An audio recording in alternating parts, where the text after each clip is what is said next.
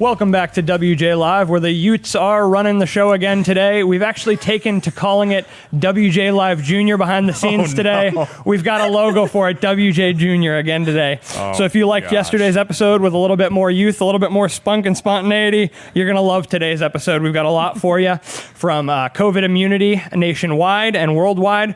We've got a little bit on the immigration policies of the Biden administration, but we're going to kick it off to my right today with Deborah Van Kempen. She's going to talk to us about William Shakespeare being kicked out of the English class. Before that, real quick, I'm Andrew J. Shasha, a reporter with the Western Journal. To my left, we have Michael Austin, another reporter with the Western Journal. Seemed like you were almost going to forget. I was almost ready to move on without our names, but I'm not ready for that. So, Ms. Van Kempen. A mistake like that could only happen on an episode of WJ Live Junior. Never on Senior. So, Ms. Van Kempen. Yes. So just recently we released a story, and it was kind of, I was debating on what to talk about today, and I saw this and I was like, this is just too absurd. I can't not talk about it. So we are seeing reports of a growing number of schools that are calling for Shakespeare to be removed from their curriculum because his stories reflect white and cisgender principles, which is just... it's great.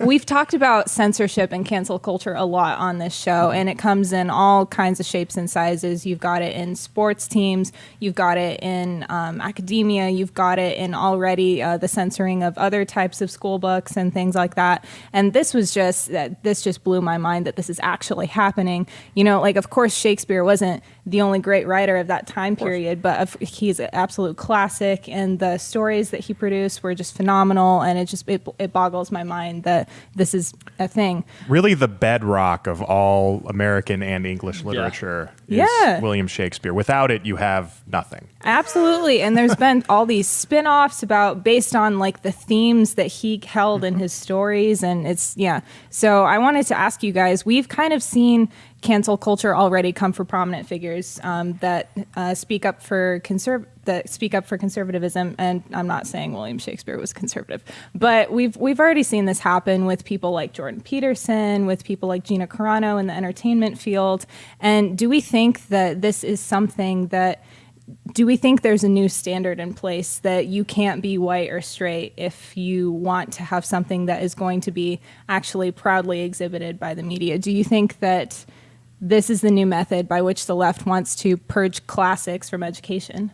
Well, I think it's more so the problem of this kind of endless fire mentality. It's Roman exponential growth, where we're growing out to a point with this cancel culture movement where eventually it's going to collapse in on itself. We don't know where that is just yet.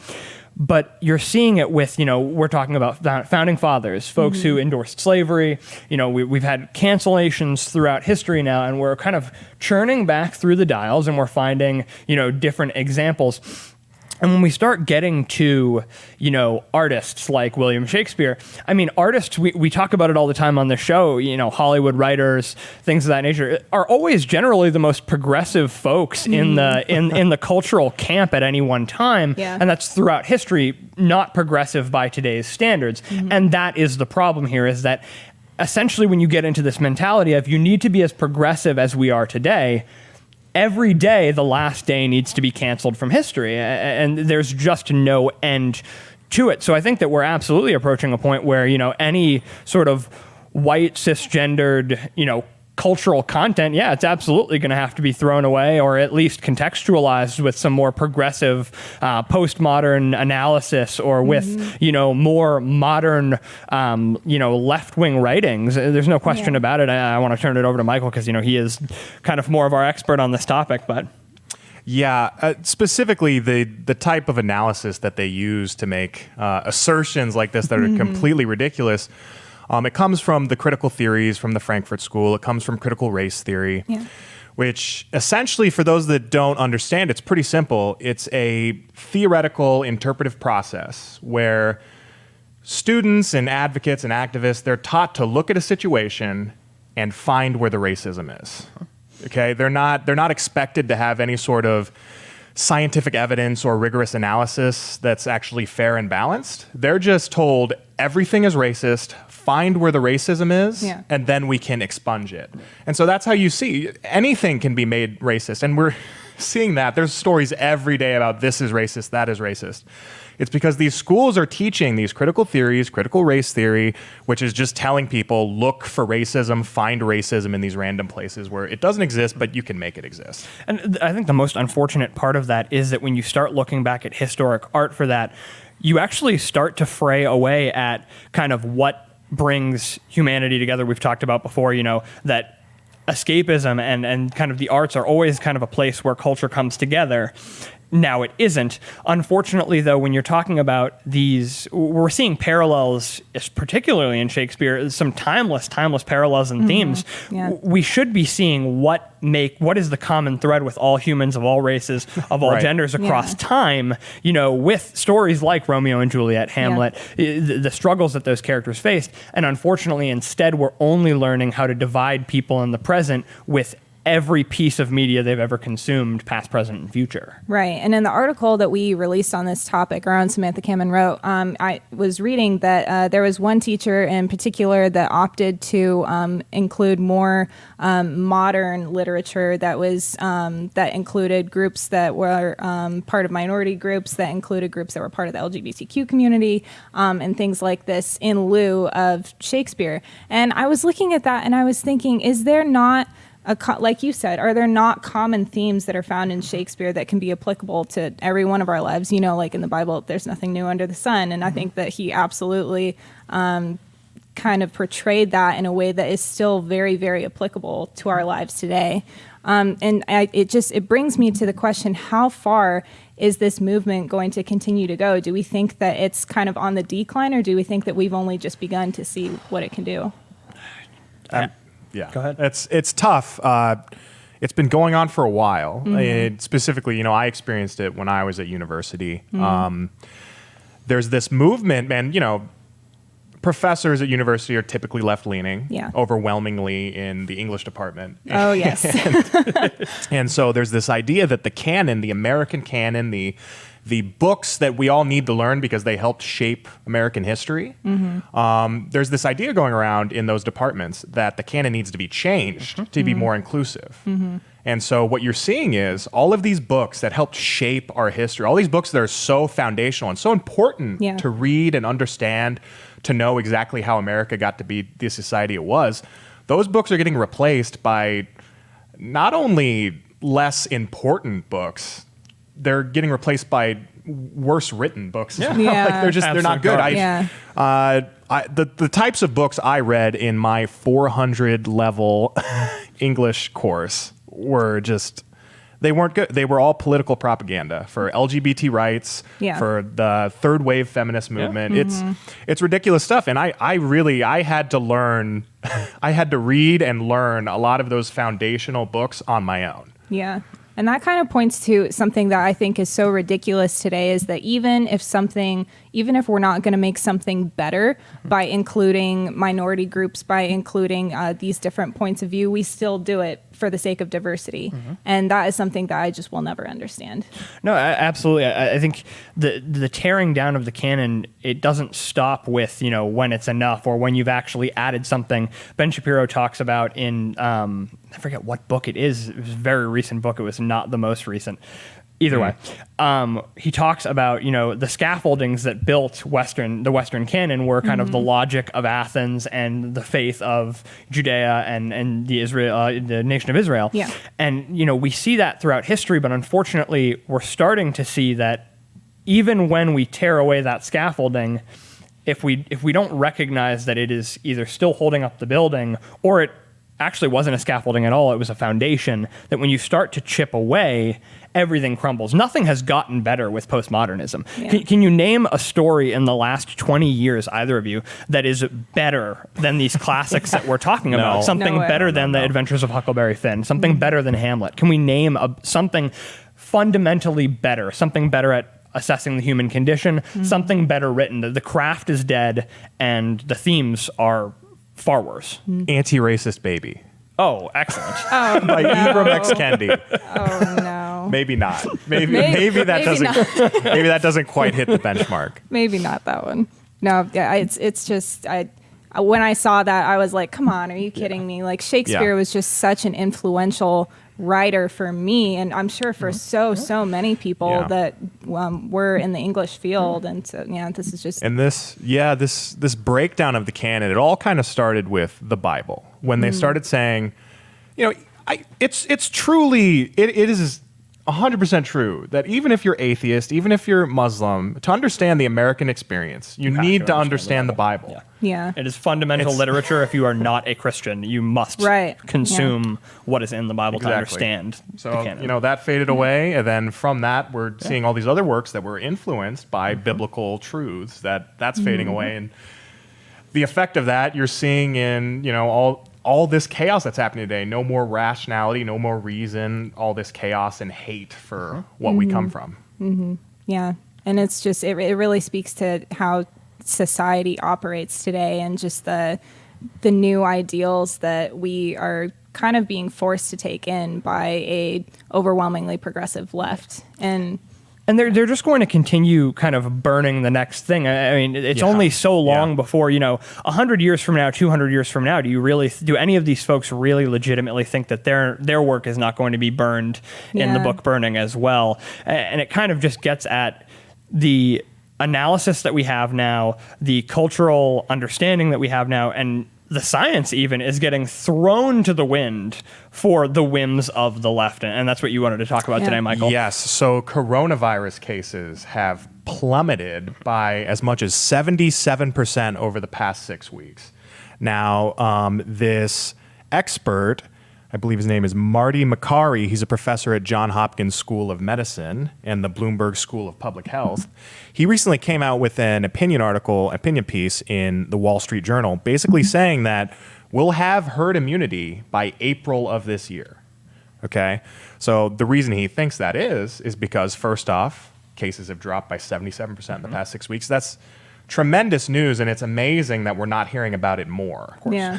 It wasn't until we've known that the cases were dropping for, days, probably a couple weeks, we've seen it's been tremendous, and yet it wasn't until Makary put out this piece with the Wall Street Journal that people are really talking about it.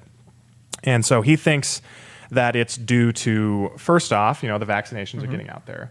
But second off, there is the natural immunity being built up within the American community is incredibly prevalent. It wasn't the inauguration of Joe Biden that cured the nation, are we sure? No, not so much. We've confirmed that it's not. Yeah. But Makary says that, and, his name might not be pronounced Makary. Sounds cool, so I'm going to go with that. But he says that according to his findings, about 55% of Americans have natural immunity to COVID already. And so, why is this? Why haven't, doctors and other medical experts been talking about this? And so what Makary says is that in my own conversations with medical experts, I have noticed that they too often dismiss natural immunity, arguing that we don't have data.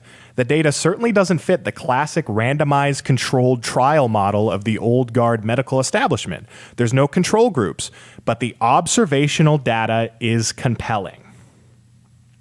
And so basically the argument he makes is that we have antibody testing, but there's another type of immune response that bodies can have to viruses like COVID, and that's with T cells and memory cells, where basically they can remember the virus. And he cites a case that someone who had the Spanish flu about 80 years later, several decades later, his T cells remembered that and were able to fight against it at that point, this random patient, whoever he was referring to. So T cell immunity is a huge deal, but it's hard to test for. And the old guard medical establishment just says, let's just not count on that because we don't know. But obviously, according to Makary, you can see the results. And we know, 77% of cases are down. This is happening. And it seems to me that our trust in this specific group of medical experts, we've put all of our trust into them because of the left-wing narratives and because of the establishment media. And it seems like they're letting us down. It seems like they all have kind of these same blind spots.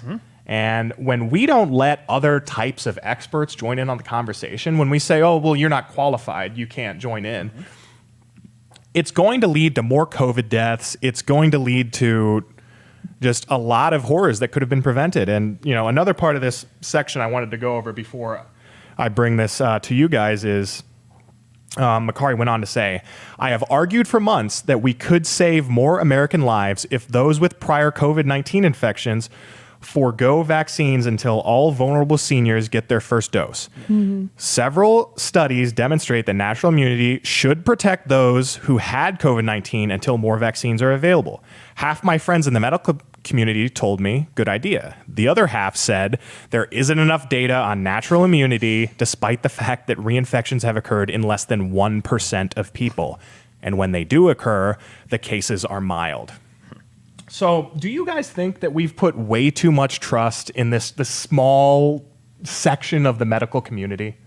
Yeah, I think absolutely. I think that there have been multiple people that have come out and spoken against the kind of the old standby when it comes to how to deal with the coronavirus. There have been so many great sources of information, health experts, doctors, even people at the CDC that have been saying, we are ready to reopen things. We are ready to get out of lockdown. We are ready to move forward from this. And for some reason, there's this tight-knit group of people in the medical community that are still saying, no, absolutely no. We have to wear masks for the next 10 years, No, amid this pandemic, we have seen the kind of play out before us what is going to happen with kind of the censorship that we talked about in the first segment and the cancel culture that we've talked about in the first segment, is that the entire idea of science was to have a bunch of thinkers and like people who are analytical actually interpret data and look and observe things and come to different conclusions and repeatedly test those conclusions over and over again, understanding that they might be wrong.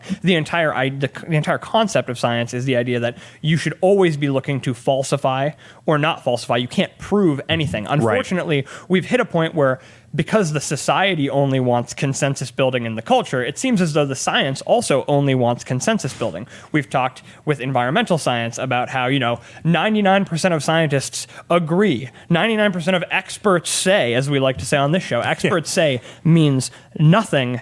And what was known in science yesterday can always change for a very long time. There was, an Earth-centric theory that, all the planets rotated around the Earth. Yeah. Right. On one single day in history, everything changed, and all the planets were known to rotate around the sun. So this idea that we need to be consensus building in the scientific community is foolish. In fact, we should be looking at every weakness, and the scientists that are in charge and that have come to these consensuses should be opening up their research and their conversations to every attempt to falsify them that they possibly can, because we will have better health outcomes in that way. I always like to afford the left the best possible intentions because I know a lot of lefties and they're very near and dear to my heart. All right. But it seems to me that only certain types of science, only certain types of expertise are allowed. And those types that are allowed are the ones that are going to give government more power. Yeah. And I think this fits in with the philosophy of the left in that, according to Marx, according to a lot of left-wing thinkers, lying is okay as long as it continues you towards your goal of utopia. So it makes me think that they've selectively chosen things in order to help get more government control. And what makes me worried, what I'm really worried about, is that they won't accept, if this ends up being true, if we end up getting herd immunity by April, I don't think they'll accept it. No. I don't think they're going to want to give up any of the power they've attained. What do you guys think?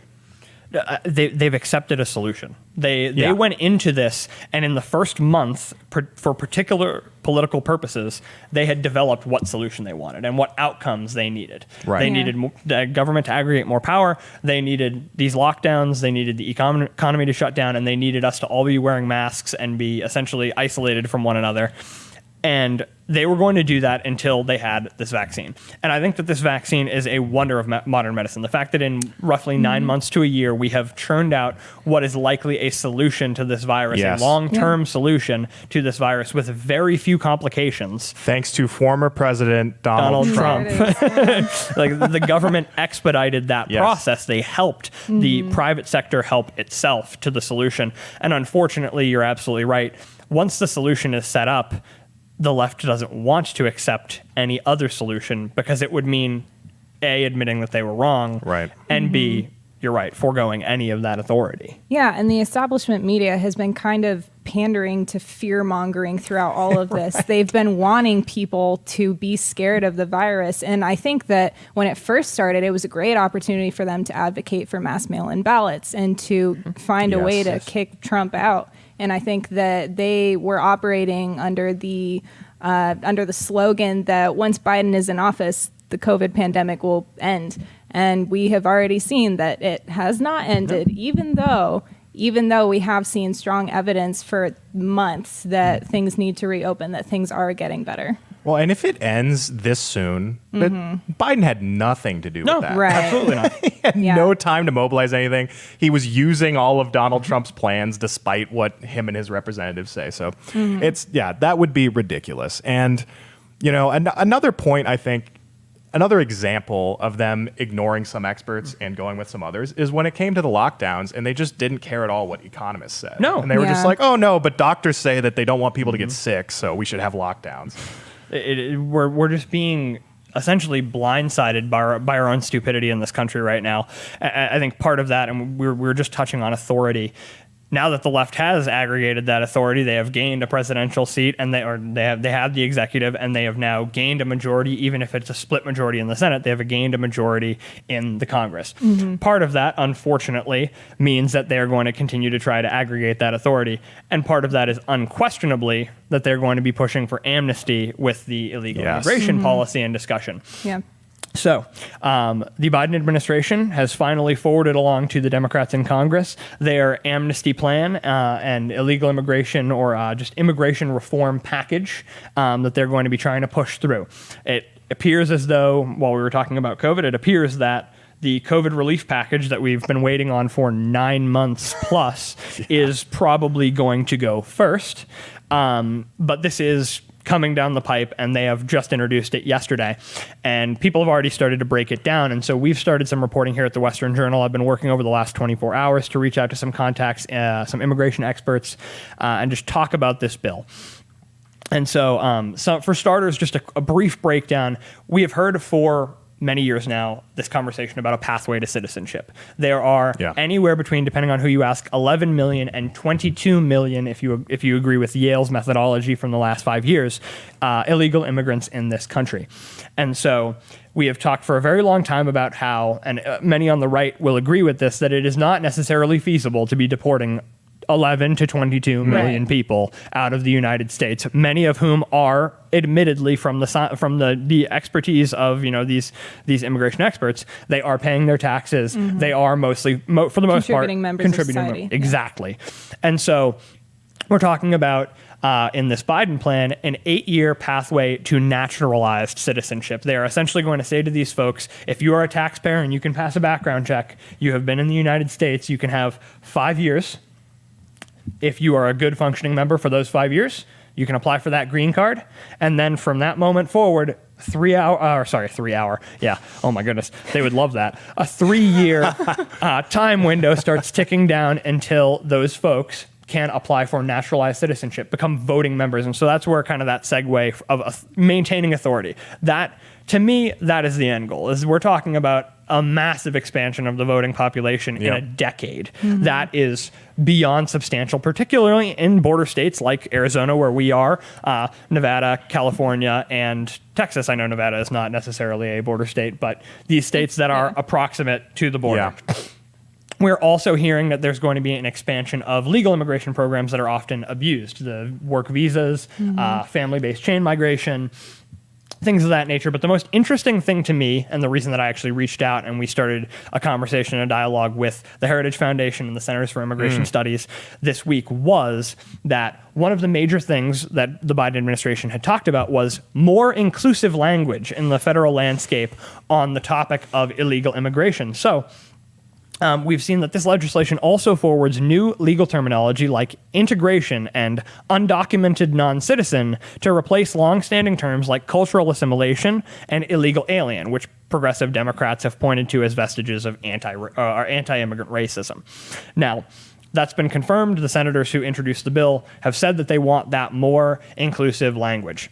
Unfortunately, Andrew Arthur at the Centers for Immigration Studies directly told me that there could be nothing less inclusive than this language. We're talking about non-citizens. Now, alien is, interestingly enough, a fantastic term that does not describe someone's citizenship status. It's someone who is in the United States that is not a citizen, but that could be at any stage in the transition process. Instead, we are now going to define these illegal immigrants by what they are not. Citizens. We're going to define them as non-citizens. There's nothing more offensive. But something that was interesting was that Laura Riaz, I believe I'm pronouncing her name right, Laura Riaz at the Heritage Foundation told me that essentially this is all a distraction. Yes. Mr. Arthur said the same thing. This linguistic kind of feel-good left-wing strategy for changing some of the terminology with which we discuss illegal immigration, it's a distraction because of what we talked about at the beginning. Yeah. A massive, massive expansion of the citizenship voting base in the next decade. We're talking about the naturalization of 11 to 22 million people in this country. So what I wanted to get at with you guys, Michael, first is we have seen the Wall Street Journal, we were just talking about them, the Wall Street Journal has reported twice now a massive surge in border crossings. Last month, the largest January in a decade, 75,000 arrests at the U.S. southern border. So is the Biden rhetoric and the Democratic plan here, this type of talking point that they've had all campaign cycle, is this causing that surge? Of course. Just his rhetoric before even getting into office, like just him entering office has caused this surge. There's no question about it. They even proudly proclaim it when people go up to those caravans that are heading towards the border. They're like, Biden's going to help us. Yes. And I think it's important to note that a lot of conservatives would be willing to negotiate about some sort of pathway to citizenship. It is not a crazy idea. No. But if the border is not secure, it is the worst idea imaginable. Yeah. If the border is not secure, all this is going to do is bring in more and more and more. They're just going to start coming in numbers we've never seen before. So, in summary, I would love certain ideas about a pathway to citizenship, but it can never happen under a Biden administration, and unfortunately, it just might. Yeah, I think that we definitely should look into ways to make the legal immigration process a lot quicker and a lot more effective for people that are coming in. But Biden has already shown that he is not the type of guy that's going to crack down on anything. He has already proven this to foreign countries. He has proven this to immigrants that are coming in. He's saying, you guys can come in all you want, bring your families, bring your kids, and, we won't do anything to stop you. And it definitely was a political message that I think he's hoping is going to get him a lot more votes if he decides to run again. As is everything that he does. Yeah, of course. Both of you guys pointed this out. Michael, you started pointing this out. On top of all of this, you need to, if we're going to talk about a pathway to citizenship, I am another one of those conservatives who is totally open to that. It doesn't make sense to deport 11 to 22 million people. Do I think that those folks, having done all these things improperly, should ever be given the right to vote in the United States? Honestly, I myself do not. I think they did this the wrong way. They should never be given the opportunity to vote in this country. There are other people that are suffering. Like when people talk about, hey, they need help and they need to get to this country because they're refugees. There are other people that are equally suffering that are trying to do it the right way. Yeah. And so what they're doing is incredibly wrong. Absolutely. And so unfortunately, on top of expanding the legal immigration process, we have seen that it's not a one-time thing that we're talking about here. There is, Laura Riaz at Heritage told me, there is, and you guys can look for this report at Western Journal. It should be coming out right about now, actually. So when this episode is over, give it a look. Laura told me that these folks, after they come in and they're granted amnesty, there are no discussions in this bill about enforcement of the laws on the books, and there are no added restrictions to the illegal immigration debate here in this bill. And so what I want to ask you guys is, without any of that, how are we ever going to prevent further illegal immigration? Or are we just going to have another, invisible population crisis? Is that ever what they wanted? Did they ever want to actually secure the border and provide amnesty, or was it always open borders?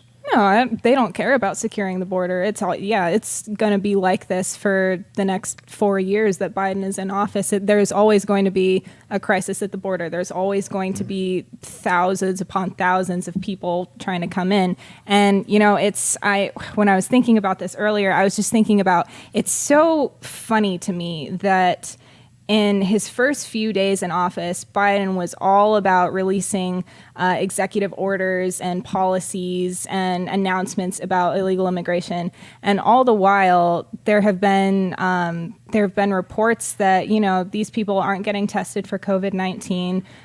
These people, while they're awaiting their hearings, are just being released into the U.S., and these facilities are being overwhelmed with people that are trying to come in.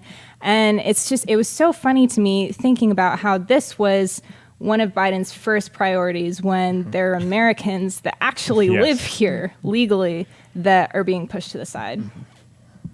Yeah, noticeably, the Biden administration has not really met with Black Lives Matter that much.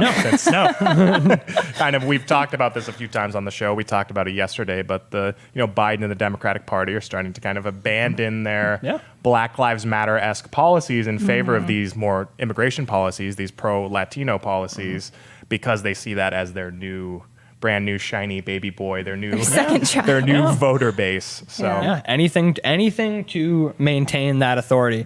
With that, we're actually just about out of time. We're wrapping up right on time at WJ Live Junior. We don't know when we're going to have another WJ Live Junior episode, but you can catch WJ Live powered by the Western Journal.